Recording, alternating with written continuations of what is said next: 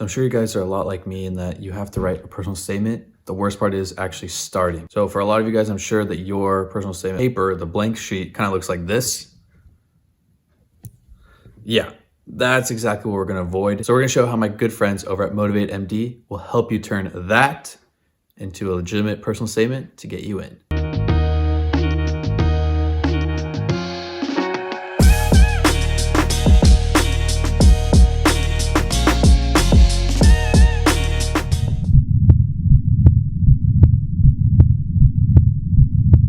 So as I'm sure you guys are already aware, MotivateMD has been my sponsor for a while now.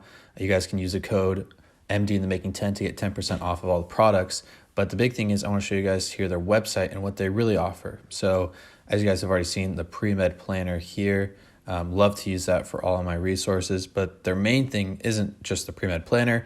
It is how to get ready for medical school and personal statements and interview prep. So their essays are broken down into the overall application, your secondaries, your letter reviews, personal statement help, and secondary help.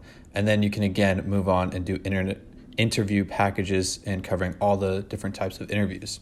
So in the essay reviews, the big thing is, starting off first, and that is going to be with your personal statement. And now why do I want to choose and show off using MotivateMD? Well, let's jump right into it. So I want to show you guys why I think MotivateMD is a perfect resource for you guys to use. All right, so we've now transitioned into what does MotivateMD actually do for students that are looking to use their services. So the big thing that I want to do is show you guys my own personal statement and what was I actually missing? What were some of the key points that, in hindsight, if I were to go back, what would I fix? So I have one of the amazing MotivateMD team members with me. Emma's gonna be helping me go through my old personal statement. She's made a bunch of edits, as you guys can see here. But we kind of want to start off broad picture. What are some key things that you find with students that are using your service? What are some of the key points that they're either missing, or as someone who's reviewing all these personal statements, what are some key issues that you normally see? Yeah, that's a really good question. And you're right. Something that's pretty universal and kind of can be applied to a lot of personal statements is the introduction paragraph. And I added a big comment to the first, the first paragraph there to kind of talk about this point, which is, you kind of start with a quote, which I think is good. And I kind of edited it to start with a quote, so it kind of captures the reader's attention. And essentially what we call that is the hook. So that's something that's very, very important to writing, not just your personal statement, but in general. So we really want to get the reader's attention right away and keep them reading that personal statement, because as you can imagine, when they're kind of inundated with hundreds and thousands of these personal statements, we want, yours to kind of stand out among the group. So that's the first thing, that's the hook. And then the next thing that I kind of recommend is that you transition into something that's called the narrative lead. And basically what that is it kind of is a story. It places you right in the story of, whatever you're talking about. So in this personal statement, in Jason's personal statement, it is, this story about listening to the patient. So what I had commented there is going a little more in depth with that, giving a little more context and talking a little bit more about what that scene looked like, because what that's going to do is place the reader in your shoes and really understand where you're coming from and where your motivation to become a doctor kind of comes from. And then that kind of transitions itself into the thesis statement, which is always the last sentence of the first paragraph. And basically what that says is, this is how this experience relates to my motivation to become a doctor. This is why I'm telling you this. So that, I always spend a lot of time with the first paragraph, that introduction paragraph, because it has three main components of the personal statement that I think are crucial. And I focus a lot on the first paragraph also because a lot of times admissions committees don't really read beyond that. So the first paragraph is crucial. Sometimes the details in the middle may get lost. That's okay. But if we have a strong first paragraph, it may lend itself to opening up the door for an interview at that point. So that's kind of my advice about that overarching theme about the first paragraph, then when we kind of transition into more of the personal statement, the other thing is just organization. So taking things and allowing them to kind of read well together, having a good flow. As you can see here, there's a big block of text that looks like it's added. I took that from another part of the personal statement and really kind of plugged it up to lend itself to the story. So it kind of goes longitudinally together, and it doesn't kind of distract the reader from one message to the other. So I think organization is a big thing in the personal statement. And sometimes that's, something that comes along with having other eyes on your personal statement. And sometimes you don't see, even with myself as a writer, sometimes I get lost in my own writing, and I need someone to point out those organization things for me. I think that's a great point. I think one of the big things that, not only myself, but I'm sure other students kind of deal with is you just have a statement that says, why do you want to join or go into medical school? And you have 5,300 characters to write it. There's no structure, there's no true organization that you can kind of follow as a template. And I think that's one of the big things that I fell into. But you make a great point. And I think that's why working with someone who has the experience of seeing all these applications and seeing all these personal statements, be like, what is the true kind of overall flow and organization that you would recommend? And so I think that's a great point in kind of not getting lost in the just trying to throw out all the details, but make it organized, have it create a good flow. And how do you kind of create it all together into one succinct narrative? And so with that being said, I think you also bring up a good point that admissions committee members, they're not going to read every single personal statement, and they're not going to read the entirety of it all. So how best do you recommend really making sure that when an admission committee member is going to see the personal statement, how do we make it stick and something that, moves your application further up the line? So what are the key things that you guys would do to help in that kind of sense? Yeah, that's an excellent question. And it's probably like the $1 million question when it comes to the personal statement. And it's tough. But the biggest piece of advice that I recommend, and, I do it myself as a writer, and that's using language that shows instead of tells. Because basically what that does is it makes it very specific to you. It gives it a very specific voice. And it kind of delineates your writing from other people. So many times I hear, sort of cliche phrases like something fitting their personality, or, medicine being, their the best fit for them, or, that they were born to do that, or these kind of cliche things, instead of using, examples and using language that kind of shows that and paints that picture of, their passion for medicine and things along those lines. So I think when you take the language and you really transform it to really have the reader in your shoes, that's really what kind of delineates your writing from other people. And they may kind of catch their eye on a sentence like that, and then, as a result, read more of your essay. And you'll know when that's the case too, when you go to interview, is they'll ask you something specific about your personal statement, and you'll know they'll have read it. And then, other instances, you'll find out that the person never read your personal statement, or, they just read it 5 minutes before your interview.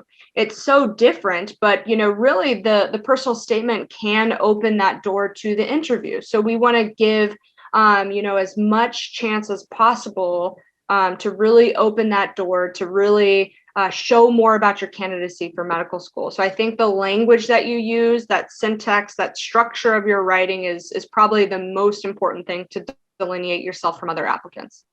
Great. Yeah, I think that's super important and kind of something that is hard to almost understand as you're applying and kind of writing it up. And so with that being said, what or how do you guys recommend kind of wrapping up the personal statement for it to kind of come together as a cohesive theme? Because that's, I think, the big part is students lose and don't really have a theme to themselves. They've done all these extracurriculars, they've had opportunities in a clinical setting, and maybe they've had instances where they've been hospitalized, and that's kind of been their story as to why they want to go into medicine. But how do you all wrap it up into almost like a thesis statement? So what are the things that you guys kind of help on that end?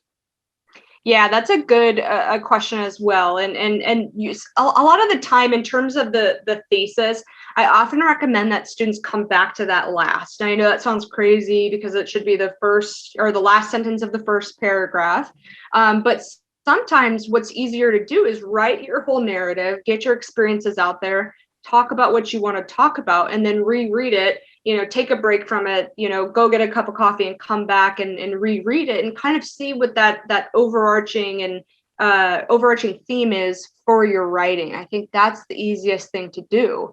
And kind of see what that is, and then plug that theme back up into the thesis to say, I want to be a doctor because of this reason, or my experiences have taught me this, which makes me want to be a doctor, or whatever the case is, for that specific student. Another thing to do, even before you write your personal statement, is ask yourself, what do I want the admissions committee to know about me? Similarly, I had to do very similarly when I was writing my residency personal statement. It's that, what do I want, programs, internal medicine programs, to know about me as a person? So that's an important thing to ask yourself, and something that's essential to convey in your writing, and for your personal statement, yes, but any other writing as well. So that can be a theme that you kind of take away from your writing, or ask yourself and then plug back into your thesis to have that kind of permeate the rest of your writing. Perfect. Yeah, that was actually going to follow up with my next question. So in this case, I've provided the personal statement that I used for my application for the last cycle. But what would you say to students who are, it's December, right now it's December, students are kind of getting into that mindset of, I have a personal statement due in 5 months, because it's typically around May that they have it open up. So personal statement is in 5 months. How do I get started? What are some things that I should kind of set myself forward? Because to see a blank piece of paper can be very intimidating for most. And I know from personal experience, that's the worst part, is getting started. So what do you guys do to help out and kind of help students get themselves into the flow of writing this whole thing out and kind of getting them on the right path to become physicians? Sure. Yeah, and that is something that is very hard. You're right. I always say that the hardest part of writing is getting started, and being met with a blank page is sometimes tough. And the reality of it is, a lot of medical students or pre-medical students are not writers by any means, and that's okay. You're among a group of other people who don't love writing, but the important thing is to have your story come out, and that's what we really try to help with. And what we can do is, one of my favorite things to do is sit down with students, and meet them and talk to them about, and talk to them from the blank page in terms of, what do you want to tell the admissions committee about you? What is your motivation to become a doctor? What was the moment that you decided to be a doctor? Or if it's not a moment, what are the moments that reaffirmed your interest in becoming a doctor? So I recommend starting there, and just getting ideas on the page. And if it's, there's one moment that really pushed you towards becoming a doctor, that might be, your narrative lead that you start out with in the first paragraph. But really getting those ideas on the page, and even if you just sit down and put bulleted points about things that you want to talk about, that you want to talk about, volunteering at a Boy Scout camp or whatever, and that you want to talk about, putting a bullet point to have that fresh in your mind, and the point that you want to convey with it is perfectly fine. And that kind of leads me to another point, is not every single thing that you talk about in your personal statement needs to be related to medicine. I think that that's a big misconception, is a lot of people think, well, that's not related to medicine, I can't talk about it. But that's not true at all. There's tons of experiences that you've had kind of throughout your life that, you can evoke lessons from, and have sort of lend to skills and characteristics that you have now that the admissions committee would, be honored to learn about. So those are important things to include as well. But if you're stumped and you're not sure where to go, reach out to us. I'm, always happy to meet with anybody in terms of brainstorming. My goal always, personally, I sit down with applicants, and I, have a blank page myself, and we make a whole outline for you in your personal statement. And, we really talk back and forth about where you want it to go, and how it relates to you becoming a doctor, and the direction. So that way, they have a strong foundation to build off of and start their writing process. Perfect. So with that being said, what are some of the options that students can kind of look for when looking to Motivate MD, and why should they choose Motivate MD at the end of the day? I know that there's so many other resources out there, but what makes you guys so unique, and why should everyone choose you over the competitors out there? Yeah, that's a great question. And this may be my make or break question, depending on if my boss is watching or not. I've been with Motivate MD for it'll be 2 years in the summertime, and I enjoy it. It's only a bonus that I get paid to do this. Being a medical student myself and sort of wrapping up my medical education now. And I think there's a lot of things about Motivate MD that are incredibly unique. First being that it's affordable. Me being someone of whom I took 2 gap years, I worked full-time night shift before I applied to medical school. I worked hard for my money, and I talked to a lot of students of whom are doing very similarly, and they're very apprehensive about paying for these services because that's their money, that's their rent money, their food money, their MCAT prep money, all these things that they have to allocate to pay bills. So I've been in your shoes, and I think that the value that Motivate MD supplies to the writing process is unparalleled. Myself personally, I'm very invested in your guys' success. And, there's nothing better than getting sort of a message or an email later saying, I got accepted to the school that we were working hard to get into. And that's our overall goal. It's not to, make this great personal statement then that box is checked. It's to get you accepted into medical school. Everybody on the team has been in your shoes and has, struggled to get into medical school. And for me, as someone who doesn't have anybody in medicine at all, let alone a doctor, and I'm a first generation college and graduate student, it's important to me to sort of have that mentorship element in my life. And I think a lot of other Motivate MD mentors have that same mentality. So that's a little bit about why Motivate MD. Aside from that, there's tons of packages that are offered by Motivate MD. Some of which are customizable. You can pick different things that you would like. The first of which is there is a brainstorming package. If you just need help getting started, there's that available to you. Besides that, there's, editing packages where, you can have your personal statement edited.